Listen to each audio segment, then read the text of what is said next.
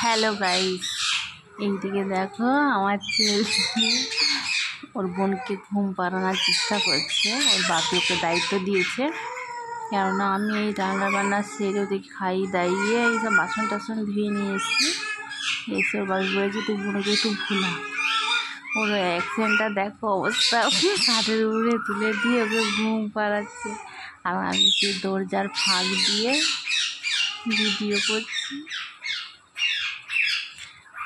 ও কিছু বলতে পারছে না এখন, যেন বাপি ঘরে আছে তো ওই জন্য কিচ্ছু বলতে পারছে না।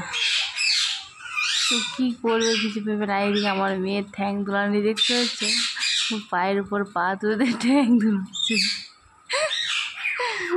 আমাদেরকে ভিডিওটা কেমন লাগলো অবশ্যই কমেন্টে জানিও। আর আমার মেয়ে দুপুরবেলা কোনো দিনই ঘুমোয় না চট করে।